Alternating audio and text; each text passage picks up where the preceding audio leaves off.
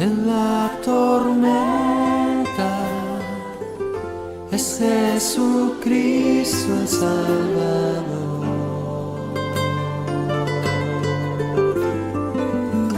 Él me alienta y alimenta con su palabra y su amor.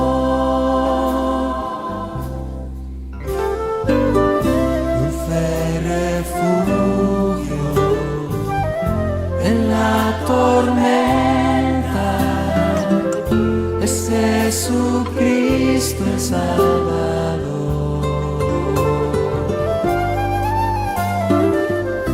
Él me alienta y alimenta con su palabra y su amor. Vengo a reposar en Él. Él es mi amigo fiel, una poderosa y fresca unción llenará mi corazón.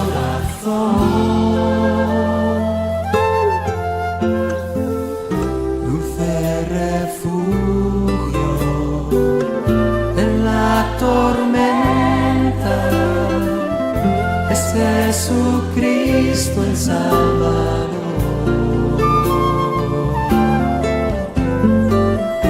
Él me alienta y alimenta con su palabra y su amor. Y vengo a reposar en Él. Él es mi amigo fiel, una poderosa y fresca unción llenará mi corazón.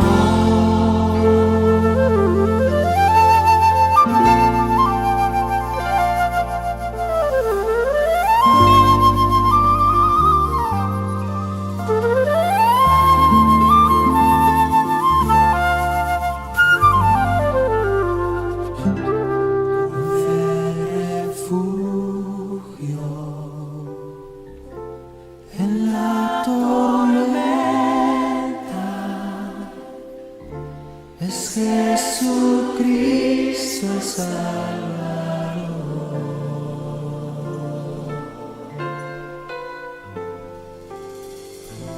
Él me alienta y alimenta con su palabra y su amor.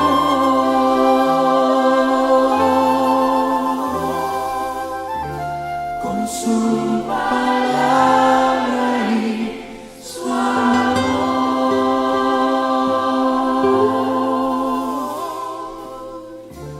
Con su palabra y su amor.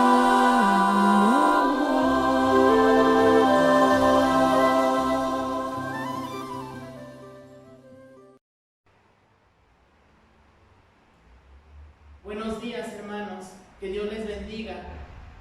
Gracias a nuestro Dios porque nos permite poder estar nuevamente reunidos delante de Él, nos permite poder estar en espíritu. Gracias a nuestro Dios por el amor y la misericordia que tiene con nosotros. Vamos a buscar, hermanos, en nuestras Biblias una lectura en el libro de Filipenses capítulo 2.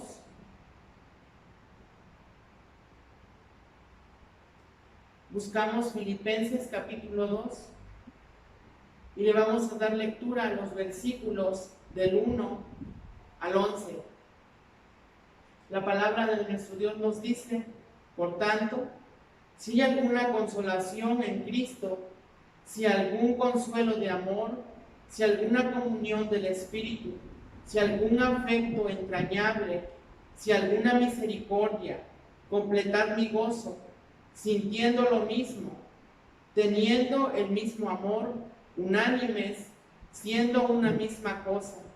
Nada hagáis por contienda o por vanagloria, antes bien con humildad, estimando cada uno a los demás como superiores a él mismo, no mirando cada uno por lo suyo propio, sino cada cual también por lo de los otros.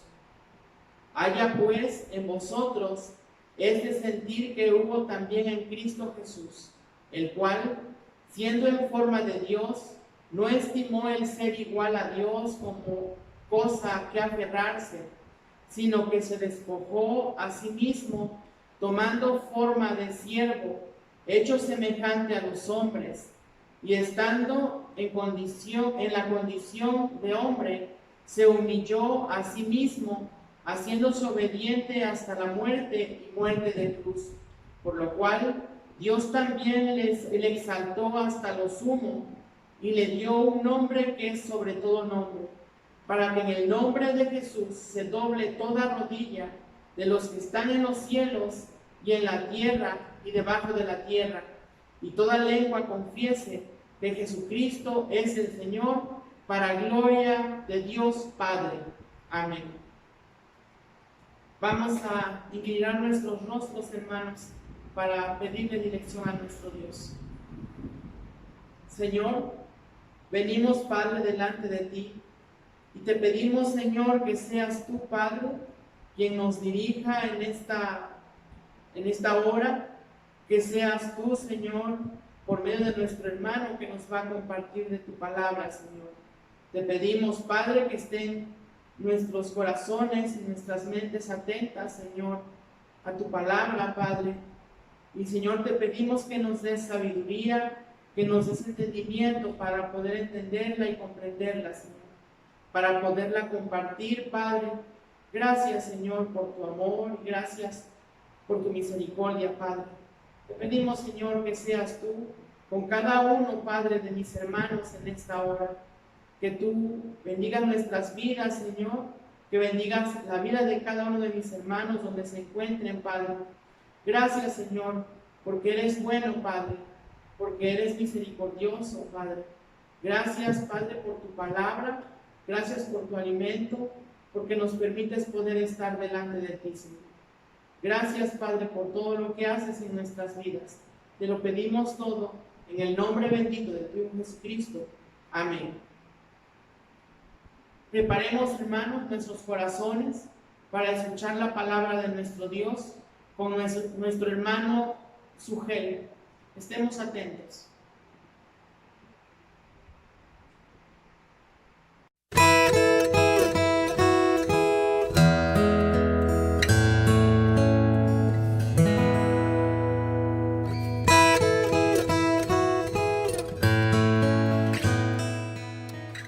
Bien, les pido por favor que vayan a Primera de Pedro, una vez más, capítulo 1, y vamos a leer en el mismo lugar donde nuestro hermano Alberto dejó la lectura, versículo 13 hasta el versículo 22. Dice así la palabra del Señor: por tanto, ceñid vuestro entendimiento para la acción, sed sobrios en espíritu, poned vuestra esperanza completamente en la gracia que se os traerá en la revelación de Jesucristo. Este es el pasaje que voy a estar exponiendo en esta mañana. Pero sigue diciendo Pedro: como hijos obedientes, no os conforméis a los deseos que antes teníais en vuestra ignorancia, sino que así como aquel que os llamó es santo, así también sed vosotros santos en toda vuestra manera de vivir, porque escrito está: sed santos, porque yo soy santo.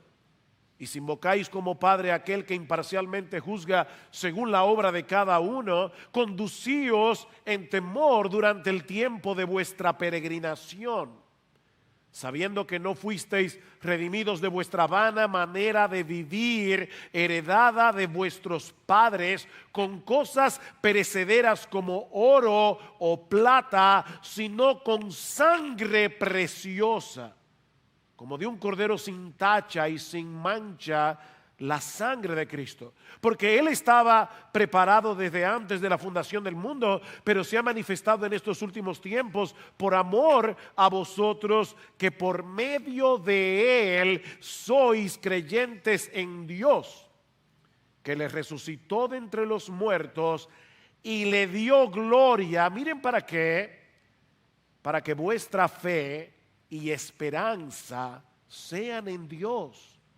y no en otra cosa. Versículo 22.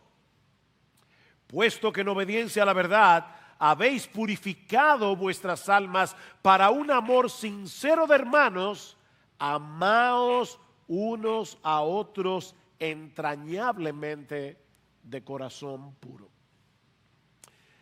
Si yo les pidiera en esta mañana que hicieran una lista de los mandamientos que ustedes recuerdan de las Escrituras, ¿cuáles serían los primeros que vendrían a vuestra mente? Piensa en los imperativos que aparecen en la Biblia. Haz esto, no hagas aquello. ¿Cuáles son los imperativos que vienen a tu mente cuando piensas en los mandamientos de Dios? Sí, quiero que pienses. Es una pregunta retórica, pero porque no van a responderme desde allí. Pero ¿cuáles son los mandamientos que vienen a tu mente? Bueno, yo quisiera, no le voy a pedir que levante su mano, pero yo quisiera saber cuántos de ustedes pensaron en la esperanza como uno de esos mandamientos. O sea, ¿cuántos de ustedes pensaron: Dios me ordena en su palabra que yo tenga esperanza? O Dios me ordena en su palabra que yo tenga mi esperanza puesta en el lugar adecuado, en el lugar correcto. Yo no creo que nadie aquí tenga ninguna duda en cuanto al papel que juega la esperanza en la vida cristiana. En 1 Corintios capítulo 13, versículo 13, Pablo dice: ahora permanecen la fe, la esperanza y el amor, estos tres, pero el mayor de ellos es el amor. La fe, la esperanza, el amor son las tres virtudes cardinales de la vida cristiana. Sin embargo, rara vez pensamos en la esperanza como un deber y no simplemente como una virtud, como un deber cristiano. Sin embargo, mis hermanos, Pedro nos dice en el versículo 13 que nosotros debemos esperar por completo, debemos poner toda nuestra esperanza en la gracia que se os traerá. Y de paso, en nuestras versiones en español hay tres mandamientos en este texto: ceñid vuestros lomos, sed sobrios, poned vuestra esperanza. Pero en el texto original, en el griego, los primeros dos son dos participios que ponen la condición para el mandamiento. Es decir, debemos traducir el texto de esta manera: por tanto, ciñendo vuestro entendimiento para la acción y siendo sobrios, poned vuestra esperanza completamente. El único mandamiento del texto es: poned vuestra esperanza completamente en la gracia que se os traerá. De manera, mis hermanos, que la esperanza no es una opción para el cristiano, es un deber. Como la obediencia a cualquier otro mandamiento de la Biblia, es un asunto de la voluntad, no de nuestras emociones. Así como yo debo decidir ser fiel a mi esposa, en las buenas, en las malas, en salud o enfermedad, y obviamente en dependencia del Espíritu Santo. Así como yo debo decidir decir la verdad y no mentir, bueno, hermanos, yo debo decidir tener esperanza, independientemente de lo que ocurra a mi alrededor. Eso es lo que Pedro está diciendo a los lectores originales de esta carta. Estos creyentes que vivían en Asia Menor, lo que hoy es Turquía, estaban padeciendo toda clase de dificultades por causa de su fe y el futuro no pintaba mejor. De hecho, unos meses después de que Pedro enviara esta carta, el emperador Nerón desató la persecución más severa, la persecución más horrible que padeció la iglesia cristiana en el primer siglo. Esta gente, mis hermanos, estaba experimentando la dura realidad de vivir en un mundo que odia a Dios y por consiguiente odia a su pueblo. Estos creyentes estaban experimentando la dura realidad de vivir en un mundo dañado por el pecado. Y sin embargo, Pedro los exhorta a vivir en esperanza. Y eso es algo que va en contra de la inclinación natural del corazón. ¿No es así, mis hermanos? Todos nosotros sabemos que cuando estamos en medio del dolor, cuando estamos en medio de la aflicción, la tendencia es a centrarnos en nosotros mismos, a cogernos pena. ¿Y saben qué? Eso es lo peor que puede hacer una persona que sufre. Cuando tú haces eso, estás añadiendo dolor a tu dolor. Por extraño que parezca, lo que tú y yo necesitamos en medio del dolor es quitar la vista de nosotros mismos y volver a considerar los propósitos de Dios para nuestras vidas, volver a considerar la gloriosa salvación que nosotros tenemos en Cristo de pura gracia, volver a considerar lo que nos espera al final del camino. Miren, mis hermanos, la esperanza no es un lujo. Esas joyas caras que algunas mujeres quisieran tener, sería bueno si lo puedes tener. Algunos dicen, ¿es una inversión? Bueno, si lo puedes tener, pero si no lo puedes tener, no te vas a morir por eso. La esperanza es necesaria para nuestra existencia. Hay personas que han calculado cuánto se puede pasar sin beber agua, cuánto se puede pasar sin comer, y hay personas que pueden pasar días sin beber agua, días sin comer, pero alguien decía, no se puede vivir un segundo sin esperanza. La esperanza, mis hermanos, no es un lujo. Yo te quiero convencer de eso hoy en la mañana, comenzando el 2020. La vida cristiana práctica no es otra cosa que la esperanza cristiana en acción. De manera que si tú eres cristiano, debes colocar esa esperanza en el centro mismo de tu existencia, por encima de cualquier otra esperanza. Y eso nos lleva a nuestro primer encabezado. La primera enseñanza de nuestro texto: los cristianos debemos esperar completamente en la gracia que se nos traerá cuando nuestro Señor Jesucristo regrese en gloria. Eso es lo que Pedro está diciendo, siendo sobrios, ciñendo los lomos de nuestro entendimiento, esperad completamente en la gracia que se os traerá. Esperen en la gracia. Este es un año de elecciones, elecciones congresionales, elecciones presidenciales, y mis hermanos, fácilmente podemos perder el foco de lo que debemos esperar en este 2020 que recién empieza. Cuando tú vayas a votar este año, tú debes ejercer un discernimiento santificado para votar correctamente, tanto en las elecciones congresionales como en las elecciones presidenciales el 16 de mayo. No podemos hacer eso por tradición. Toda mi familia siempre ha sido del partido tal.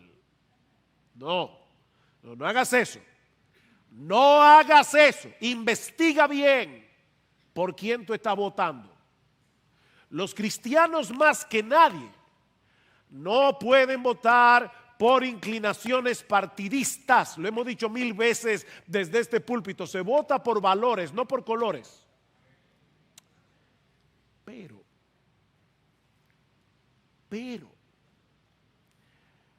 no cometamos el error, porque es un gravísimo error, de poner nuestra esperanza en los políticos.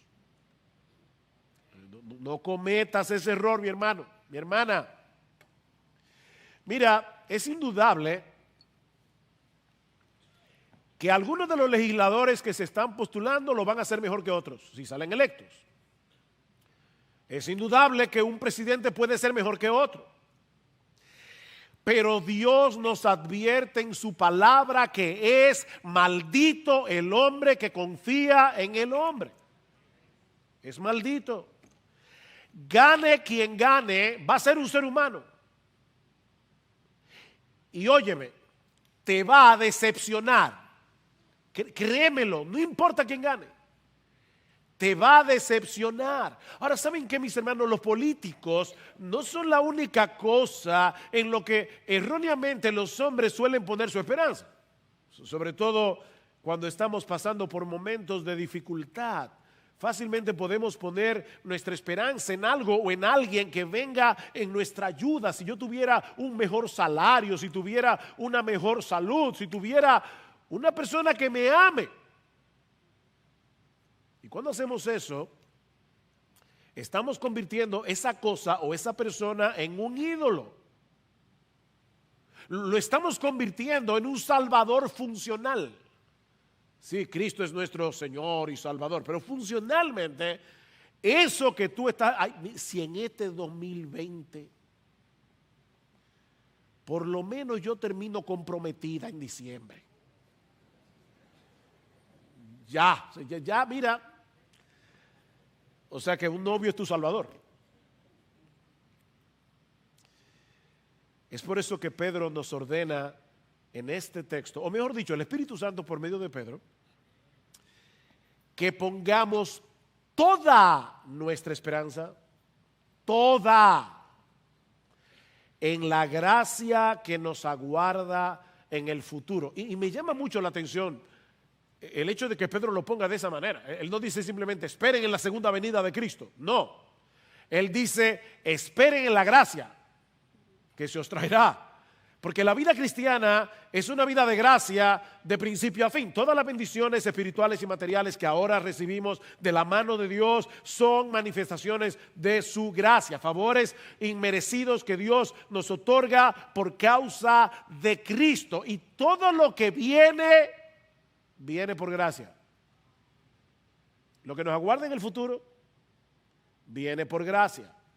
De hecho, ese es el gran tema que Pedro desarrolla en ese pasaje que leyó Alberto al principio de nuestro servicio de adoración.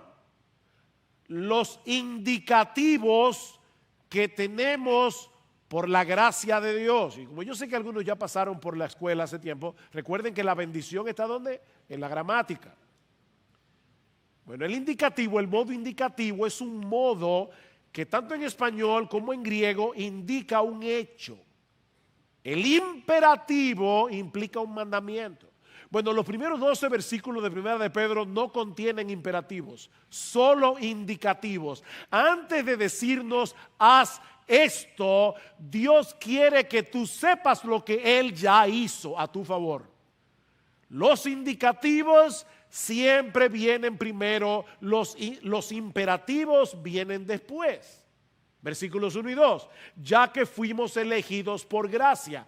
Versículo 3, ya que por esa misma gracia Dios nos hizo nacer de nuevo para una esperanza viva. Versículo 4, ya que tenemos en los cielos una herencia reservada, que es incorruptible, incontaminada inmaculada, versículo 5, ya que Dios nos protegerá por su poder por medio de la fe hasta que recibamos esa herencia, versículos 6 y 7, ya que Dios está refinando nuestra fe por medio de las pruebas para que en aquel día sea hallada que resulte en alabanza, gloria y honor en la revelación de Jesucristo, versículos 8 y 9, ya que Dios ha abierto los ojos de nuestro entendimiento y nuestro corazón para que amemos a Jesús y creamos en Él sin haberle visto y podamos gozarnos en Él con un gozo inefable y lleno de gloria, versículos 10 y 12, ya que los profetas del Antiguo Testamento profetizaron de esta gracia destinada a nosotros y los ángeles están al borde de sus asientos, por decirlo de alguna manera, observando con asombro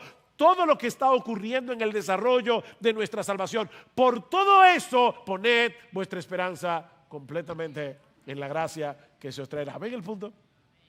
El versículo 3 es como un puente entre lo que Pedro dijo anteriormente y lo que Pedro sigue diciendo después.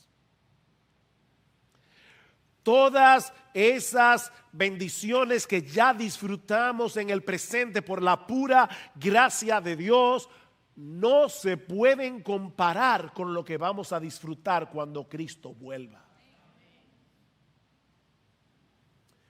Permítame ponerlo de esta manera.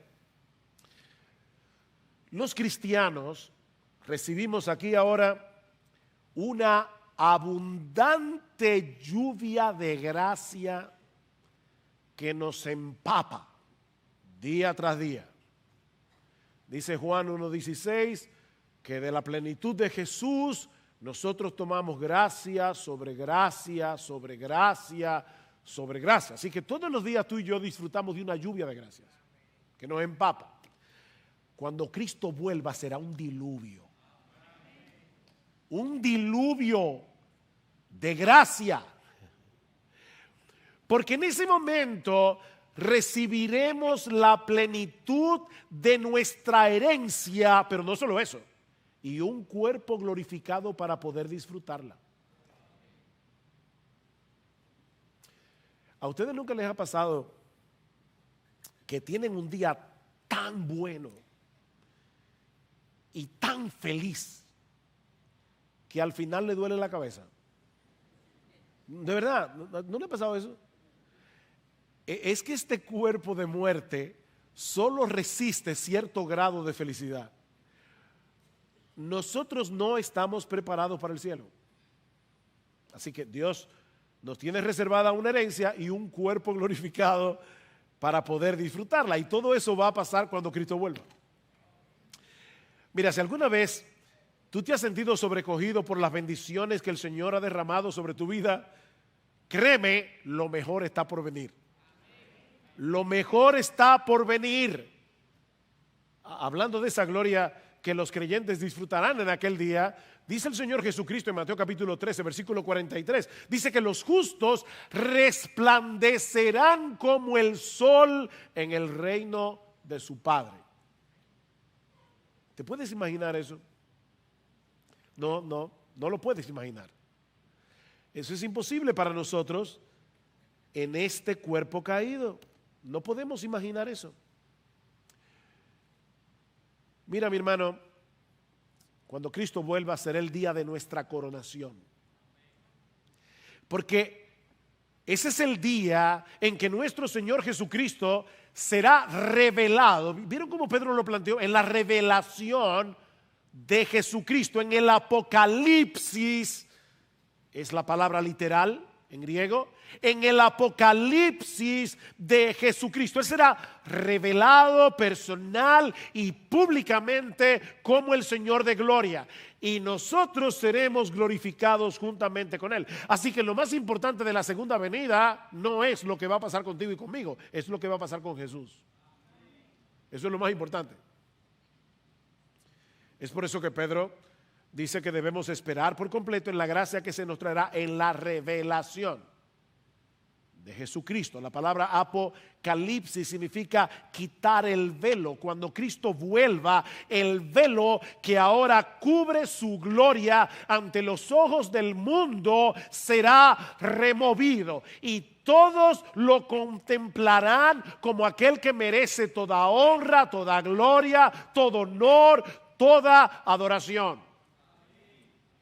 Por ahora solo los cristianos conocemos y aceptamos por medio de la fe que Jesús fue exaltado como Rey de Reyes y Señor de Señores.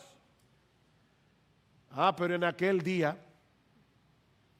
será evidente para todos, creyentes e incrédulos, que a Cristo se le dio un nombre que es por encima de todo nombre, para que en el nombre de Jesús se doble toda rodilla y toda lengua confiese que Jesucristo es el Señor. Para gloria de Dios el Padre, el Cristo de gloria será pública y visiblemente manifestado, y nosotros juntamente con Él para reinar en su trono por los siglos de los siglos. Por eso que Pablo dice en Colosenses capítulo 3, versículo 3, que nuestra vida esté escondida en Cristo. El impío te ve como una gente común y corriente, no como un hijo de Dios. No, él te ve como un cualquiera. Porque nuestra vida, la verdadera vida ahora está escondida en Cristo. Pero escuchen, cuando Cristo, vuestra vida, se manifieste, entonces vosotros seréis manifestados con Él en gloria. Ese será un día de terror y de gozo.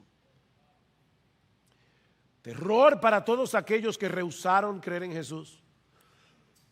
Gozo para aquellos que descansaron únicamente en Él para el perdón de sus pecados. Mis hermanos, ese será un día de glorificación. Cuando Cristo vuelva, nuestros cuerpos serán glorificados. Todas las células cancerosas del pecado serán eliminadas en la quimioterapia de la segunda venida. Es un día de glorificación. Ese será un día de vindicación. Vindicación. El mundo se dará cuenta quiénes eran los necios y quiénes eran los sabios. Ese será un día de resurrección, glorificación, vindicación, coronación. Y todo eso como fruto de la gracia, no te olvides. Tú fuiste salvado por gracia, tú serás glorificado por gracia. No es que Dios está mirando tu vida cristiana y está sumando, mira, va bien el muchacho, está haciendo muchas buenas obras y está sirviendo en la iglesia, así que cuando se muera lo voy a glorificar. No, eso no depende de ti. Eso depende de Jesucristo. Lo que viene es gracia, lo que vino es gracia, lo que viene es gracia, porque todo lo que Dios da es gracia. Es gracia. El mal será extirpado por completo de nuestros cuerpos y del universo entero, para comenzar a disfrutar plenamente de lo que Cristo compró para nosotros a precio de su bendita sangre. Mis hermanos, eso es lo que nos aguarda en el futuro y que se está acercando cada día. El verbo que usa Pedro en el versículo 13, aunque nuestra Biblia lo traduce en la gracia que se os traerá, literalmente lo que el texto dice es en la gracia que ya se está trayendo. Ustedes han visto cuando usted va a un restaurante y el mozo como que tarda un poco y tú le dices, ven acá fulano, ¿en qué está mi comida? Y dice, ya viene, ya va saliendo, ya va saliendo. Bueno, la gracia ya está viniendo. Cada tic-tac del reloj nos aproxima a ese gran evento en el que convergen todos los hilos de la historia humana. Así que desde que comenzó este culto hasta ahora ya estamos más cerca. Más adelante Pedro dice en esta misma carta, el fin de todas las cosas se acerca. Y Pablo dice, Romanos 13:11, ahora está más cerca de nosotros nuestra salvación que cuando creímos. La noche está avanzada y se acerca el día. Nosotros no sabemos cuándo será la segunda venida de Cristo. Pero hay dos cosas que sabemos con toda seguridad. La primera es que Él vuelve. Eso tú puedes estar seguro. Cristo vuelve. La segunda es que ese es el próximo punto luminoso en el horizonte de nuestra fe. Es en ese sentido que Pedro dice que el fin de todas las cosas se acerca. Esta palabra no significa necesariamente algo que está a punto de ocurrir, no. Lo que esa palabra significa es un evento importante que se encuentra delante de nosotros como el próximo punto importante del calendario.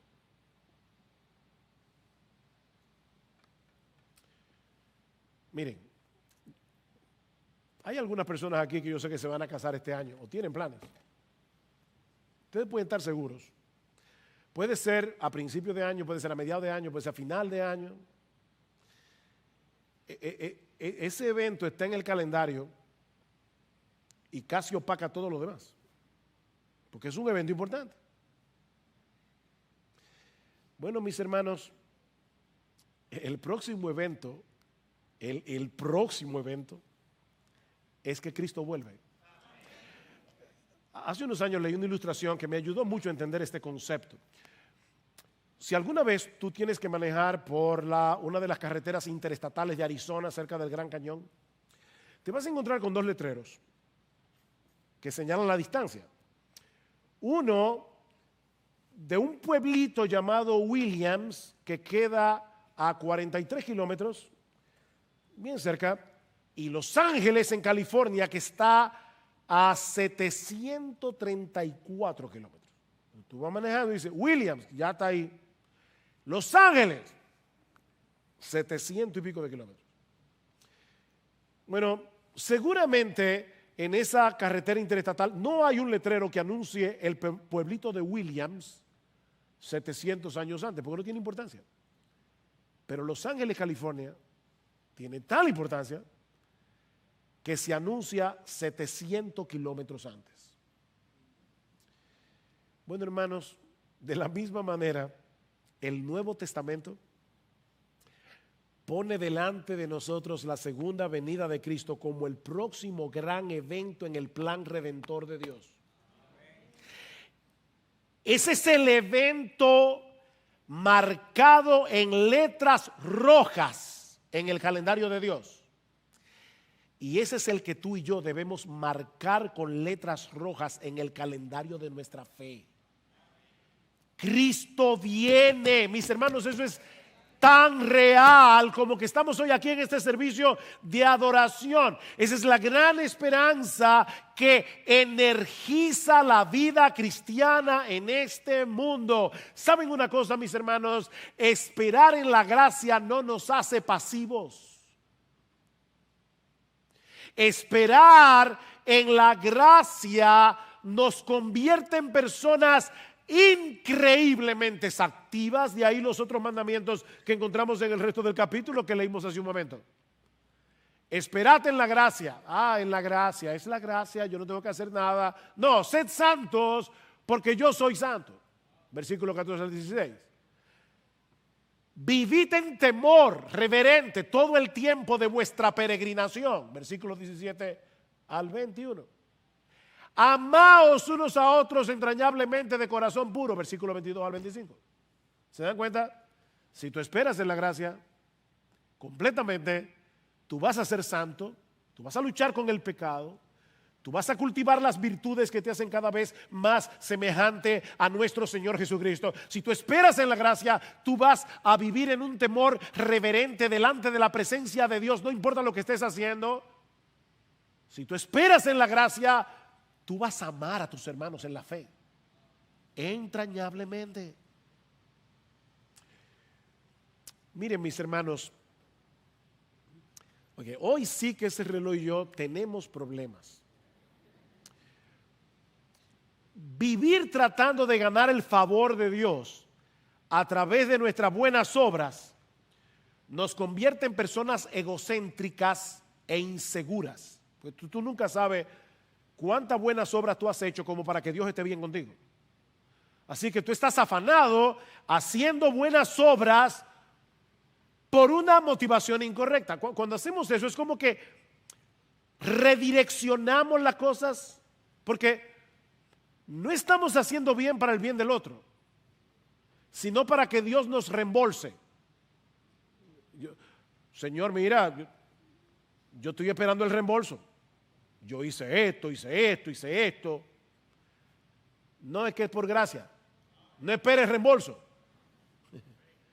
Es por gracia. Y cuando digo que estamos redireccionando las cosas es porque estamos ofreciéndole a Dios nuestras buenas obras en vez de ofrecérselas al prójimo. No le ofrezcas tus buenas obras a Dios. No hagas eso.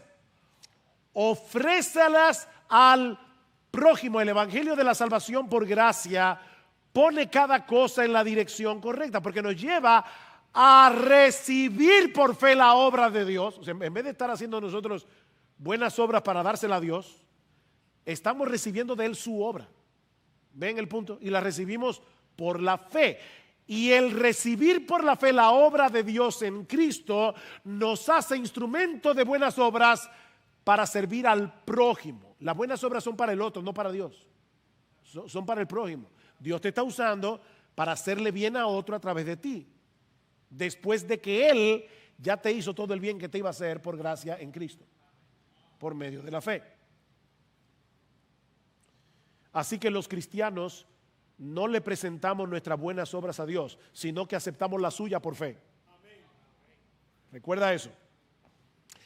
Y cuando tú haces eso, eso te convierte en una persona que busca activamente el bien de otros. Me llama mucho la atención este pasaje de Colosenses. Escuchen esto que Pablo le dice a los colosenses. Dice: yo doy gracias por ustedes, Colosenses capítulo 1, habiendo oído de vuestra fe en Cristo Jesús y del amor que tenéis a todos los santos. Oigan ahora, a causa de la esperanza que os está guardada en los cielos. Y más adelante Pablo dice: y ustedes oyeron de esa esperanza cuando recibieron el evangelio de la gracia. Así que miren la secuencia. Ellos recibieron el evangelio de la gracia, ahora tienen esperanza y por causa de esa esperanza ellos tienen fe en Jesús y se aman mutuamente. Era la esperanza en la gracia lo que alimentaba y fortalecía la fe y el amor de estos hermanos. Miren, mis amados miembros de IBCJ y los creyentes que estén aquí hoy, tener una mente celestial no produce cristianos escapistas, sino creyentes activos y perseverantes. Eso hace tener una mente celestial. Por eso les decía hace un momento que es la falta de esperanza lo que nos mueve a ser egocéntricos, a estar centrados en nosotros mismos. Comenzamos a tener compasión de nosotros mismos, comenzamos a excusar nuestra falta de servicio y la forma como perdemos nuestro tiempo en tonterías.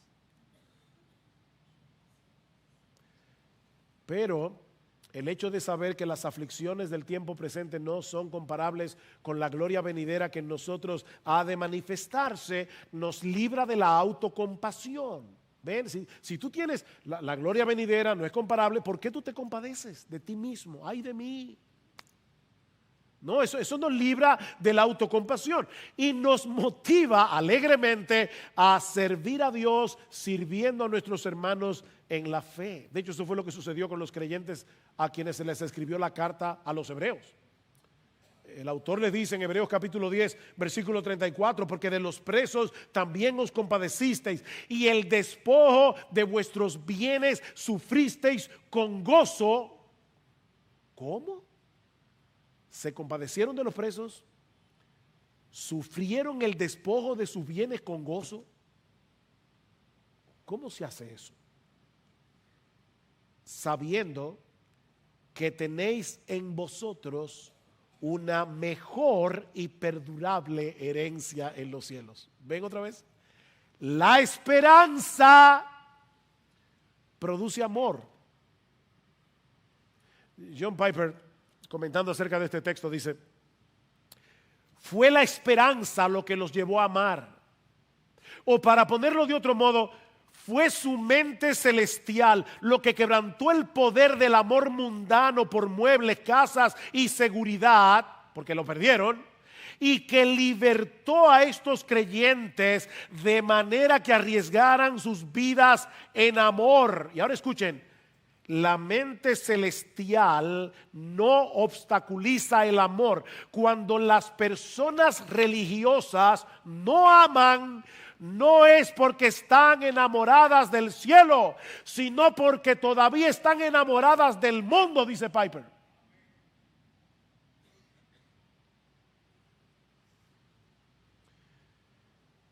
Nuestra expectativa de la gracia que nos espera en el cielo debe ser tan real que anhelemos hacer nuestros tesoros allá. Es real y no en este mundo que parece. ¿A alguien se le ocurre poner su dinero en un banco que tú sabes, porque te dijeron por fuentes fidedignas, y todos los dominicanos tenemos muchas fuentes fidedignas, que ese banco va a quebrar? Y yo me acuerdo cuando uno de nuestros niños estaban pequeños, que mi hermano del medio, le regaló a uno de ellos en su cumpleaños una, ¿cómo se llama esto que uno deposita en el banco para tomar intereses? Un certificado. Certificado en el Banco Popular. Mi hijo tenía 6 años cuando su tío le regaló eso. Y yo me acuerdo que cuando quebró uno de los bancos de República Dominicana hace años atrás, nosotros íbamos pasando por enfrente de ese banco, que no era obviamente el Popular, y estaban muchos manifestantes pidiendo su dinero. Y mi hijo preguntó: ¿qué pasó ahí? Y yo le dije que ese banco quebró y todos los que tenían ahí su ahorro perdieron su dinero. Yo me acuerdo como ahora. ¡Ay, mi cuarto! Digo, le salió del alma. No te preocupes, el certificado tuyo está seguro. Está en otro banco.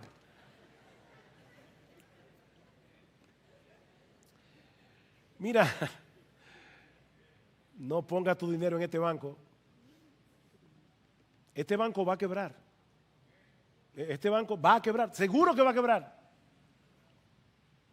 Haz tu tesoro en el cielo. Ven, hermano, que esperar en la gracia no nos hace pasivos, sino increíblemente activos. Dice Pablo que la gracia de Dios se ha manifestado, Tito capítulo 2, se ha manifestado para salvación a todos los hombres, enseñando, la gracia enseña que renunciando a la impiedad y a los deseos mundanos, vivamos en este siglo sobria, justa y piadosamente. Y ahora escuchen, aguardando la esperanza bienaventurada y la manifestación gloriosa de nuestro gran Dios y Salvador Jesucristo, que se dio a sí mismo por nosotros para redimirnos de toda iniquidad y purificar para sí un pueblo propio celoso de buenas obras.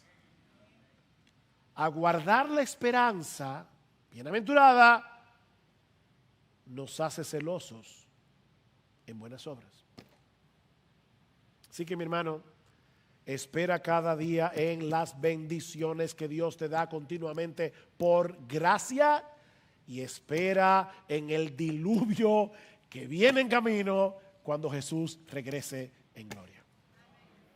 Pero hay una condición en nuestro texto.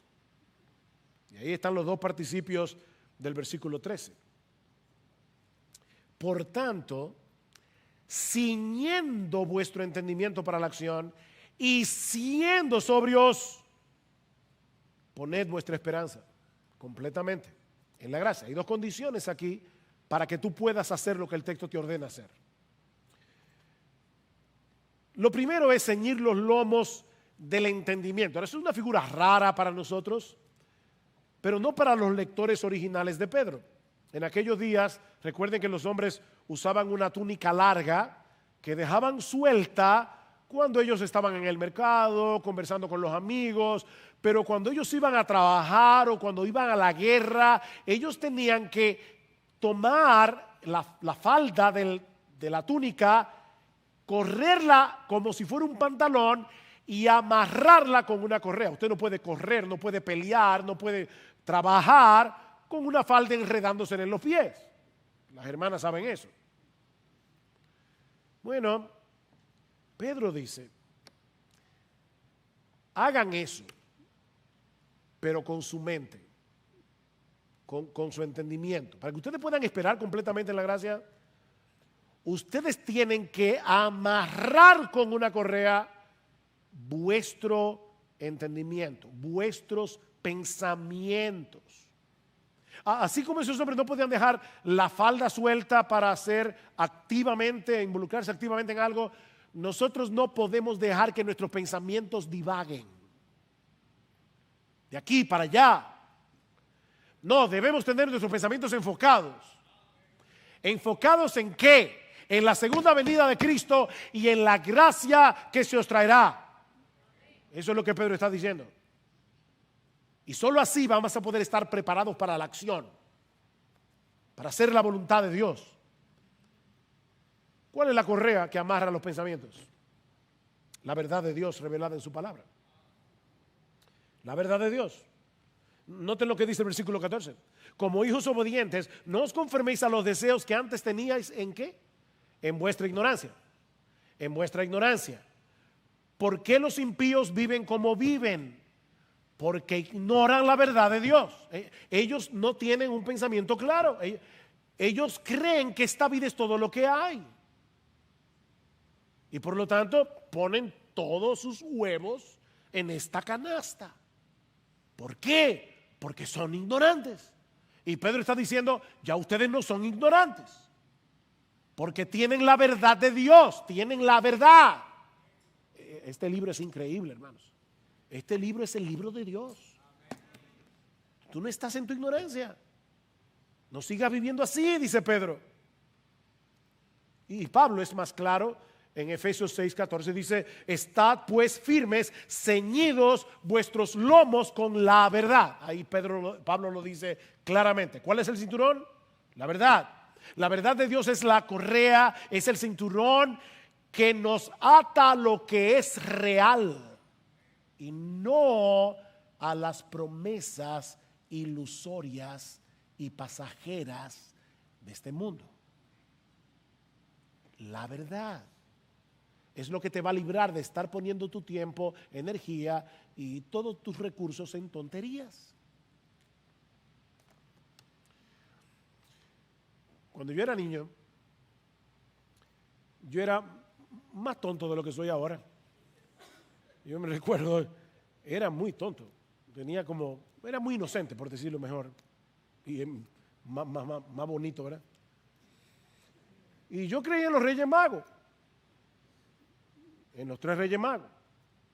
Y mi papá nos llevaba a ver cómo iban descendiendo por la montaña, 3 lucecitas. Yo creo que era la Osa Mayor, no sé cuál era. 3 luces. Ahí vienen los 3 Reyes Magos. Y yo pensaba, bueno, si son magos, y yo pedía por esa boca. Yo nunca podía entender por qué mi papá, cada vez que se acercaban los reyes, decían, los reyes este año están apretados. Yo decía, ¿cómo que están apretados? Eso no tiene sentido, son magos. Pero yo me acuerdo en mi inocencia que mi mamá ponía el árbol de Navidad y adornaba el arbolito con cajas de regalos envueltas en papel, pero estaban vacías, obviamente. Ustedes no se pueden imaginar cuántas veces yo me levantaba por la mañana y decía, ustedes son magos, hagan que los regalos aparezcan ahora. Y volvía y movía cada caja vacía.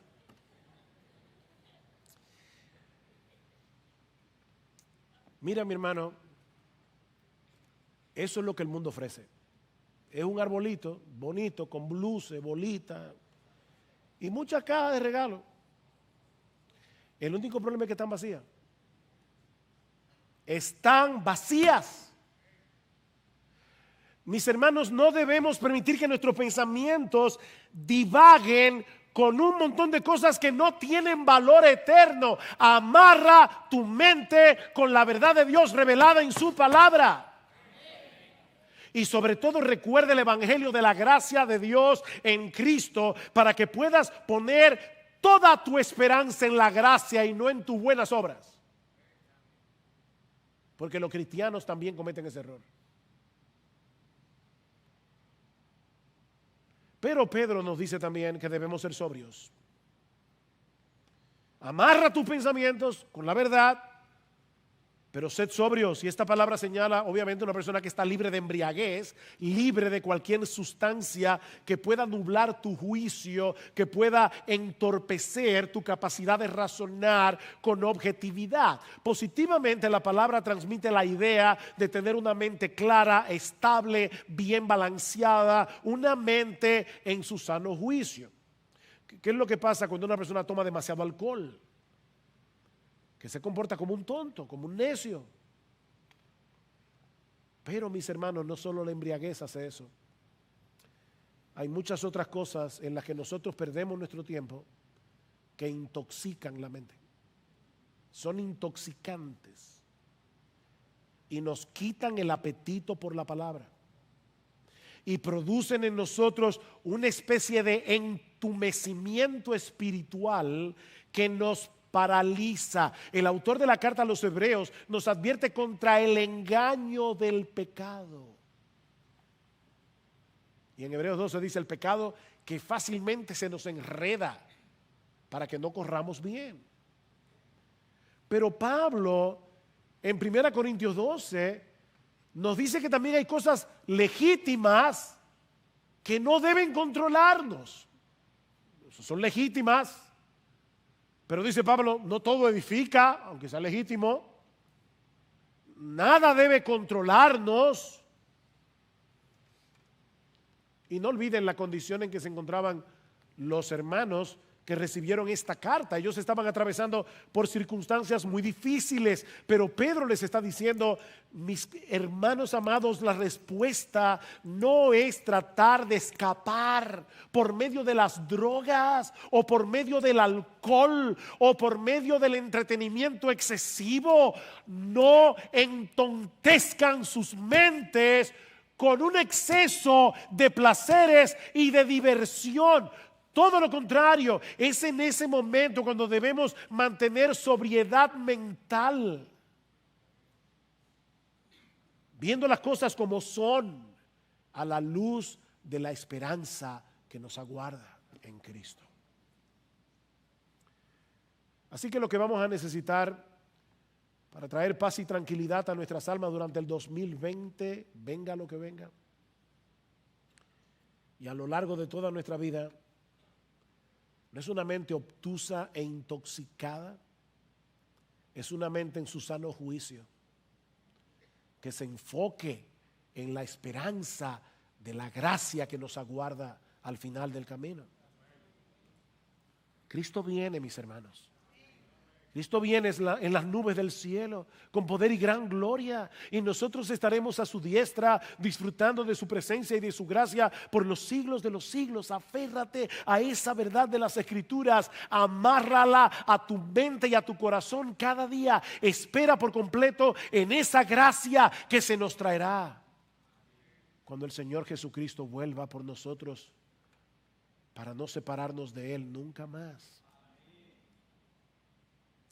Así que ahora que está comenzando un nuevo año, este es un buen momento para examinar nuestras vidas a la luz de la enseñanza de este texto. Estamos anhelando y aguardando la venida en gloria de nuestro Señor y Salvador. Ese es el gran evento que tú tienes en letras rojas en el calendario de tu fe. Cristo vuelve, Cristo vuelve. Te estás empapando cada día de la verdad de Dios revelada en su palabra, de modo que puedas mantener tu mente en perspectiva. Estás cada domingo en tu iglesia a tiempo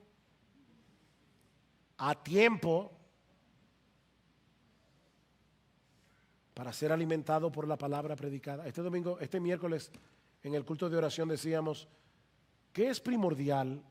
¿La lectura diaria de la Biblia o la predicación de la palabra los domingos desde el púlpito? ¿Qué tiene preferencia? ¿Saben qué? La palabra predicada desde el púlpito cada domingo. Eso es lo que te prepara para tu lectura diaria de la palabra.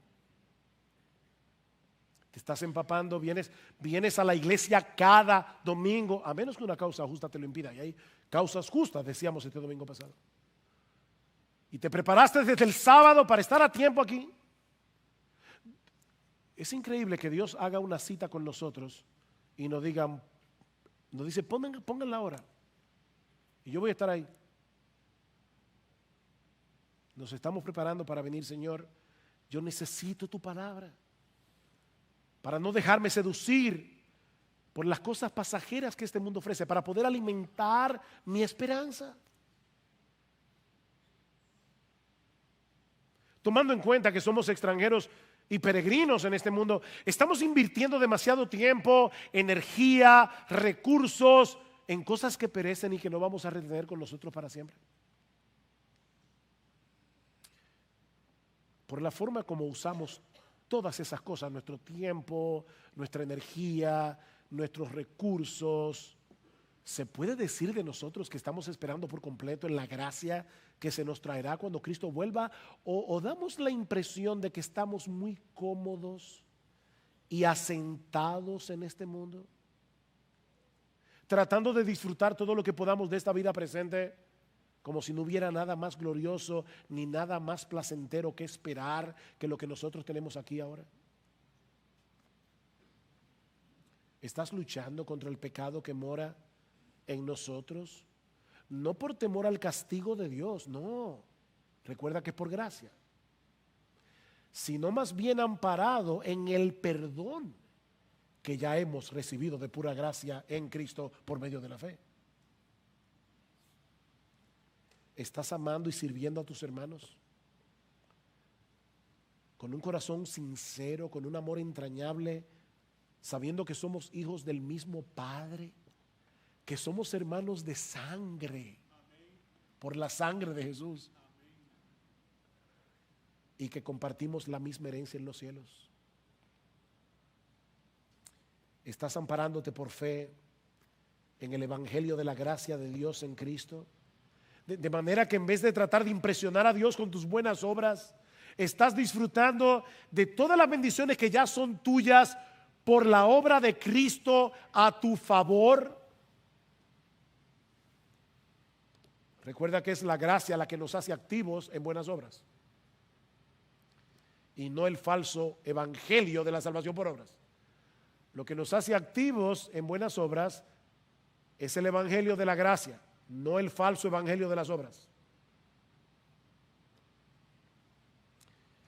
Y si tú estás aquí sin Cristo, es obvio, mi amigo, que tú no puedes esperar en la gracia si aún no has sido hecho partícipe de esa gracia.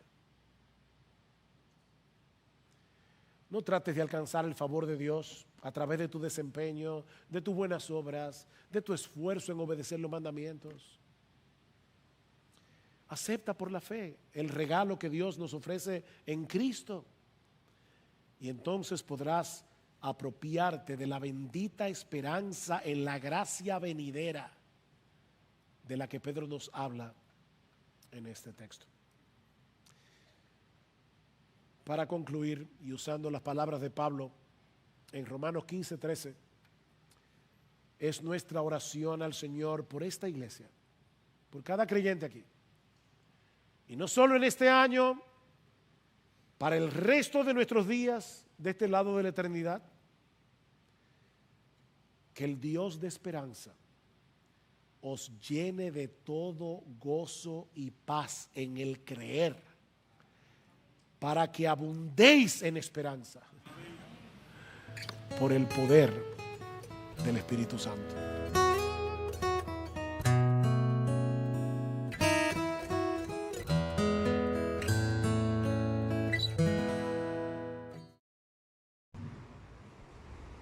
Hermanos, es tiempo de cantar a nuestro Señor y vamos a alabarlo con 3 salmos.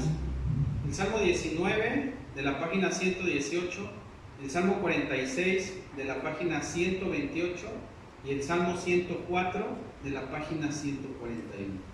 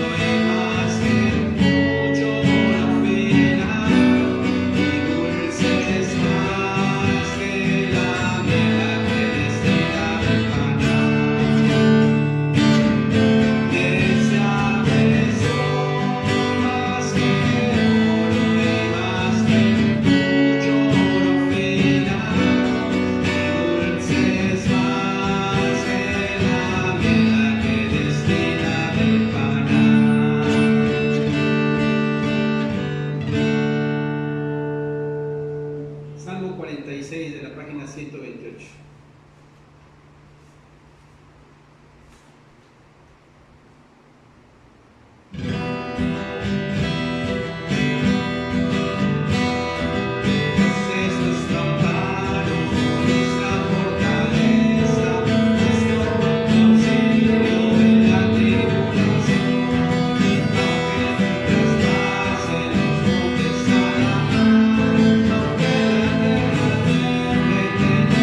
Que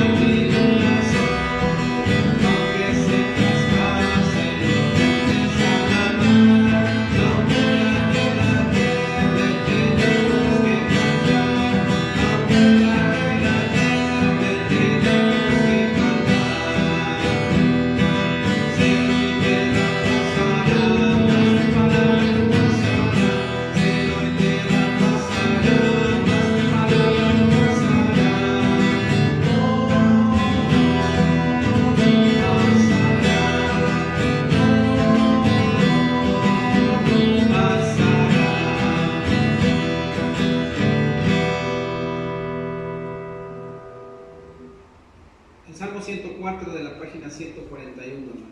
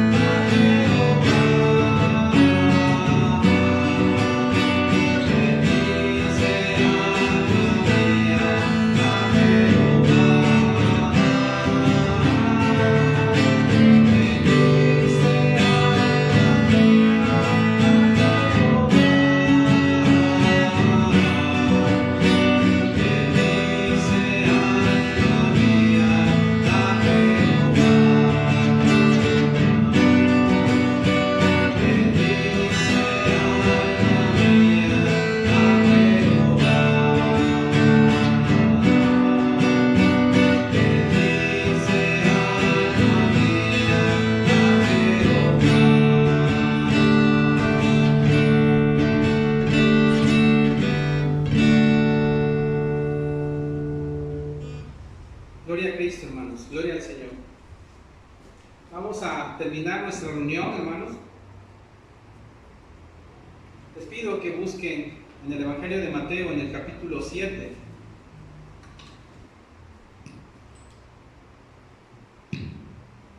Mateo capítulo 7. Y vamos a leer juntos de los versículos 24 al 29. Mateo 7, 24 al 29. Dice la palabra: cualquiera, pues, que me oye estas palabras y las hace, le compararé a un hombre prudente que edificó su casa sobre la roca. Descendió lluvia y vinieron ríos y soplaron vientos y golpearon contra aquella casa y no cayó, porque estaba fundada sobre la roca. Pero cualquiera que me oye estas palabras y no las hace, le compararé a un hombre insensato que edificó su casa sobre la arena. Y descendió lluvia y vinieron ríos y soplaron vientos y dieron con ímpetu contra aquella casa y cayó, y fue grande su ruina. Y cuando terminó Jesús estas palabras, la gente se admiraba de su doctrina, porque les enseñaba como quien tiene autoridad y no como los escribas. Hermanos, de este pasaje podemos decir, los dos hombres que Jesús compara tienen similitudes, ambos construyen, escuchan ambos la enseñanza de Jesús y experimentan las mismas circunstancias. Sin embargo, la diferencia entre ellos es que uno no hizo caso a lo que Jesús dijo. En lo exterior sus vidas parecían similares, pero las diferencias estructurales y duraderas fueron reveladas por las tormentas de la prueba. La diferencia que Jesús marca en sus vidas quizá no sea notable inmediatamente, pero con el tiempo hasta afectará su destino eterno. Hermanos, que el Señor nos ayude a ser hacedores de la palabra y no tan solamente oidores. Vamos a orar para terminar nuestra reunión. Amado Padre, iniciábamos este tiempo rogándote que tu Espíritu tomara el control y nos dirigiera, y estamos seguros que así ha sido. Señor, gracias por responder nuestra oración, gracias por bendecir y edificar a tu pueblo, gracias por cuidar de tu rebaño. Y Padre, queremos iniciar esta semana en tu nombre y con tu ayuda, Señor. Dirige nuestros pasos al caminar y ayúdanos a ser obedientes a lo que tu palabra nos ha hablado. Señor, te rogamos que bendigas a cada uno de mis hermanos de Iglesia Bíblica Maranata, que anhelemos, Señor, hacer tu voluntad y que anhelemos, Señor, tu venida, Padre. Que vivamos cada día como si fuera el último día de nuestras vidas.